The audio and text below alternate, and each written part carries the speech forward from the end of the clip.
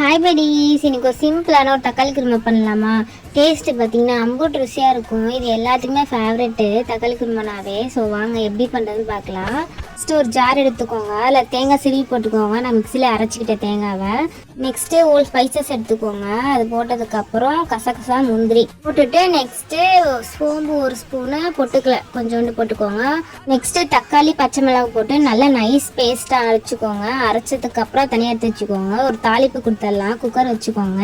Next அதை எண்ணெய் ஊற்றிக்கோங்க. 2 ஸ்பூன் எண்ணெய் காஞ்சதுக்கப்புறம் பெரிய வெங்காயம் எடுத்து வச்சிருக்கேன், அதையும் போட்டு நல்லா வதக்குங்க. நல்லா வதங்கினதுக்கப்புறம் இஞ்சி பூண்டு பேஸ்ட் போட்டு அதையும் நல்லா வதக்குங்க. நல்லா வதங்கினதுக்கப்புறம் இன்னும் கொத்தமல்லி எடுத்து வச்சிருக்கேன், அதையும் போட்டு நல்லா வதக்குங்க. நல்லா வதங்கி வந்ததுக்கப்புறம் மசாலாஸ் எடுத்து வச்சிருக்கேன். 2 ஸ்பூன் மல்லித்தூள், 1 ஸ்பூன் மிளகாத்தூள், 1/2 ஸ்பூன் மஞ்சத்தூள், 1/2 ஸ்பூன் கறி மசாலா, தேவையான உப்பு எல்லாத்தையும் போட்டு நல்லா வதக்குங்க. நல்லா வதங்கி வந்ததுக்கப்புறம் நம்ம அரைச்சி வச்ச பேஸ்ட்டை ஊற்றி அதையும் நல்லா கலக்குங்க.